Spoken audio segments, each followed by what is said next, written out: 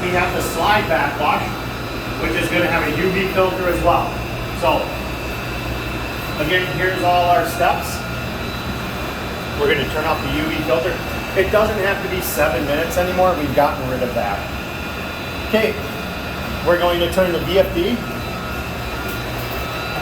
1. So we no longer have to go all the way down there to backwash this one because this one's, so we're going to go ahead and turn this one to off. And then we're going to watch the pressure plummet. We need to make sure that pressure goes to 0. And as you'll see, I have a clean filter. That's right where I want, when this one gets dirty, that's right when we want to clean it, is right there. Sadly, the slide pretty much has to be cleaned every day. So our pressure is 0. You can now press up on this button. The flow has stopped. If for some reason we don't do that and we try to turn this, this is going to lock in place somewhere and it's going to lock this controller up. I have to take it all apart and rebuild it. Make sure it's off and it's at 0. Okay, we're set to backwash. We're going to come back over here to where this was off and we're going to go hand. It's going to take 30 seconds or more. We're going to build up pressure. You're going to see that pressure. Actually, I don't know if the pressure gauge will work with the backwash. If not, we're going to see the GPMs going up over here. So there we go. It's kicking in. We're going to start seeing our GPMs go up. So that means it is starting to backwash. This should go up to about 90. And then we're going to hear it over back by the backwash where it's starting to pour the dirty water out. This one does have a sight valve, so we'll go ahead and look at that. So the pressure did go up on the valve as well, on the pressure gauge. So that did go up. This one does not take very long. Right here is the sight valve on this one. Almost there. Yep, right there.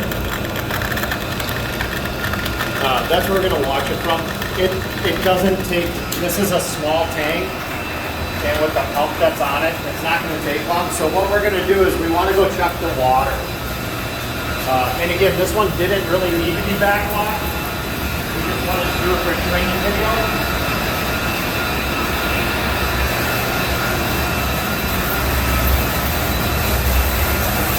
And that water is actually pretty clear.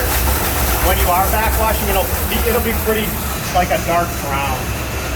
So we know we're done backwashing once that's clear.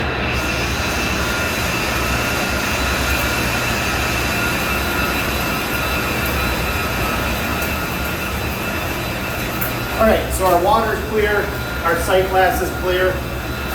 We can just go ahead and turn that to off.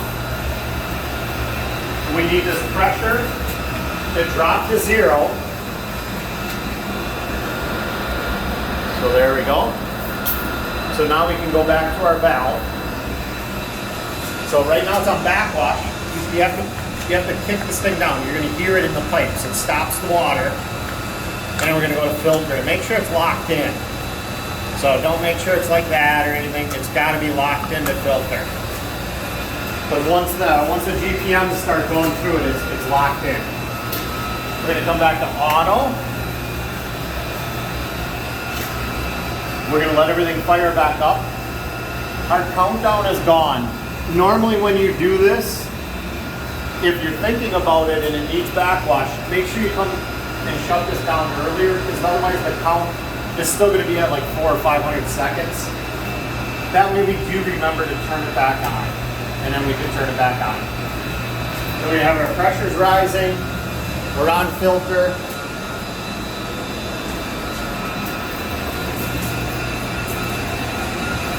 And our GPMs are going to be right where they're going to be. So we need minimum flow of 60 at a 4,000 gallon tank.